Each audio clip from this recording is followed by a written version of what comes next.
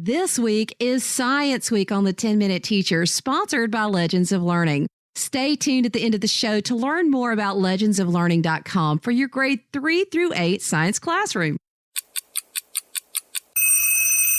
5 ways to bring sustainable food systems into your school, episode 275. The 10-Minute Teacher Podcast with Vicki Davis. Every weekday, you'll learn powerful, practical ways to be a more remarkable teacher today.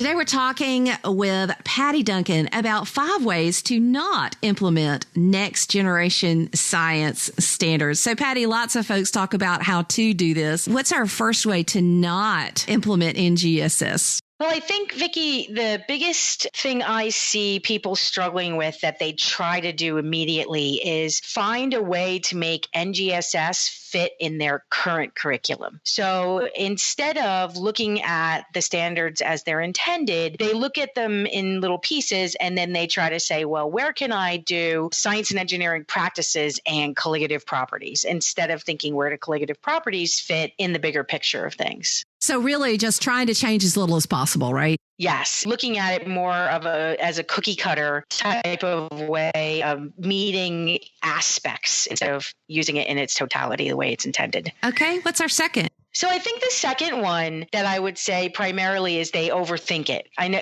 which sounds like the opposite of what I just said, but there are some folks who just totally freak out. Oh my God, I have these new set of standards. They're totally confusing and I have to scratch everything I'm doing and start all over again. And that's not the case. You don't have to start all over again. You just have to rethink what you're doing and do it in a different way. Okay. So there's obviously a happy medium here between this. Okay. So what's our third way not to? So I think the third way not to would be to take your curriculum and force it into NGSS. So what I mean by that is we've been brainwashed, Vicki, basically, as educators, to think that what has to be quote unquote covered is what the books have said has to be covered or what's on the test. The reality is, especially for states that are implementing NGSS in totality and the assessments are going to be based on the NGSS standards, it's not going to be like any book.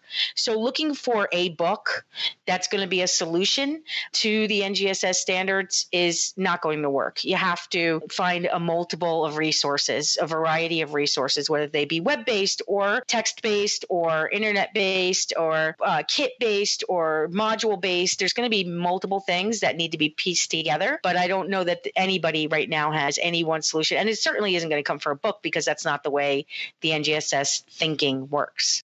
Yeah, because isn't a lot of it how you teach? Yes. So that's another piece of it, right? So if I had to say the fourth thing would be to think it's all about curriculum, because it's not. It's a combination of the content and how we approach the content, but also what we do. I've been saying this about STEM for years too, right? That STEM is more about how we teach than it is what we teach. And it shouldn't be about necessarily I'm making these check marks and hitting these levels of meeting certain DCIs or science and engineering practices or cross-cutting concepts as much as it is what experiences am I bringing to the students through my planning?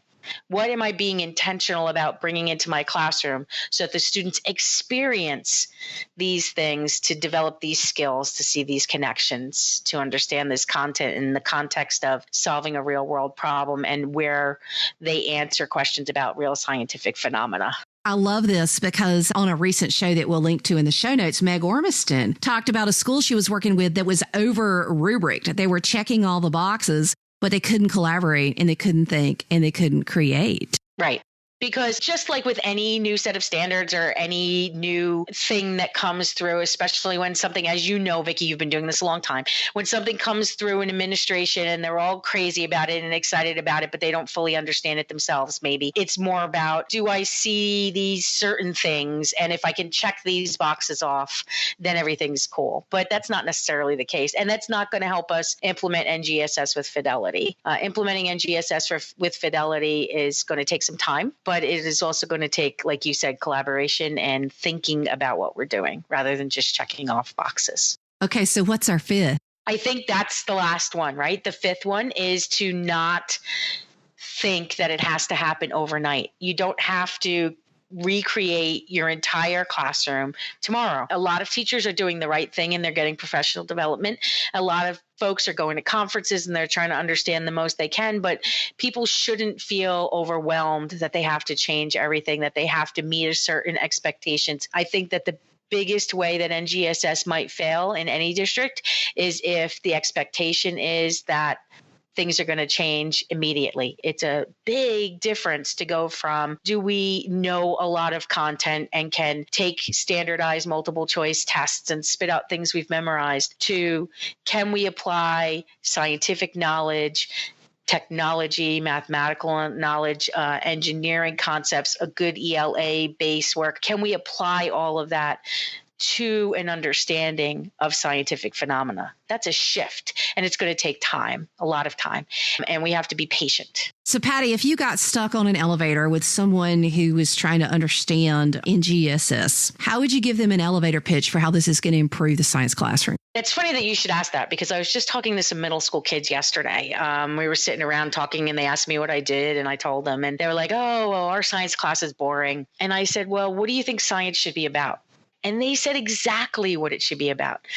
Well, first of all, they think it should be fun, and science should be fun, but all learning should be fun, right? Yeah. They also said it should be about figuring things out. And so NGSS is about helping students look around with what I like to call their science eyes and noticing things and asking why.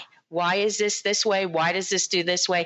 And applying what they're learning in the context of answering those questions. And so as a teacher, my role is to bring those phenomena into the classroom to make them ask that question, make them want to learn more about what's going on so that they can understand the science behind it. And sparking the curiosity. I mean, isn't that right? So much part of it? It's a huge piece of it. Sparking curiosity, that's what the phenomena is all about. I think that if I could add a sixth don't, what a lot of people are trying to do is like they are getting all worked up over phenomena.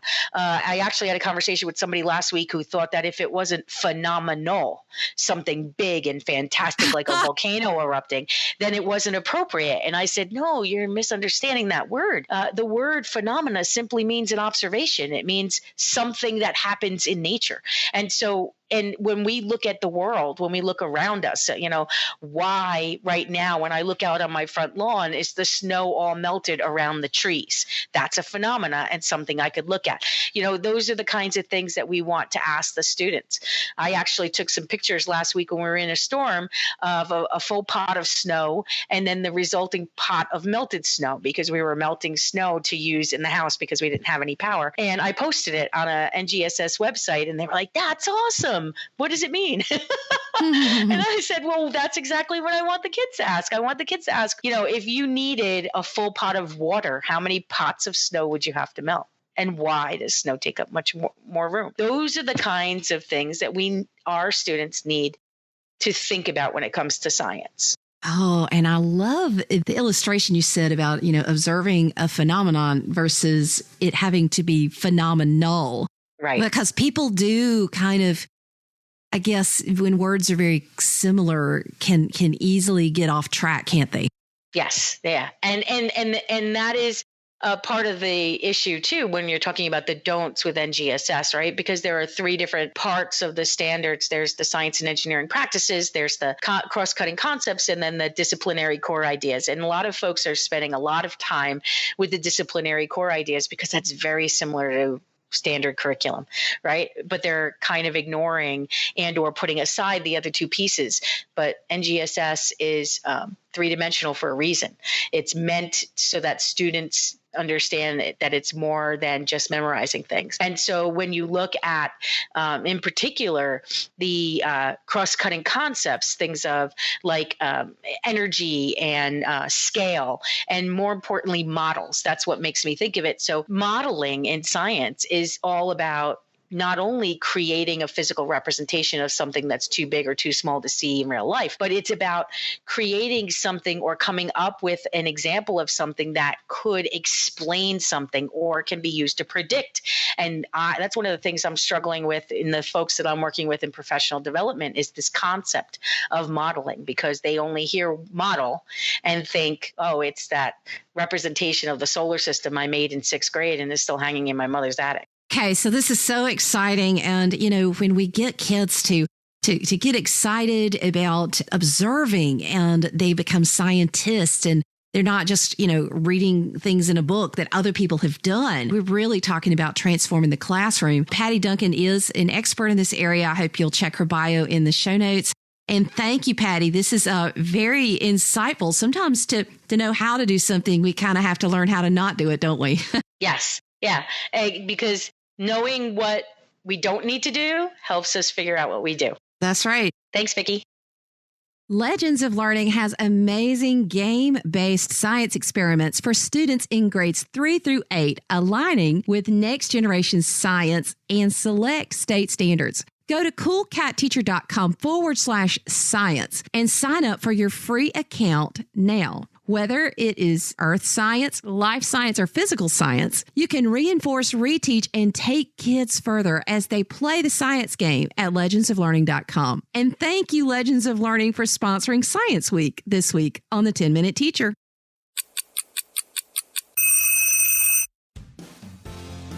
Thank you for listening to the 10-Minute Teacher podcast. You can download the show notes and see the archive at coolcatteacher.com/podcast. Never stop learning.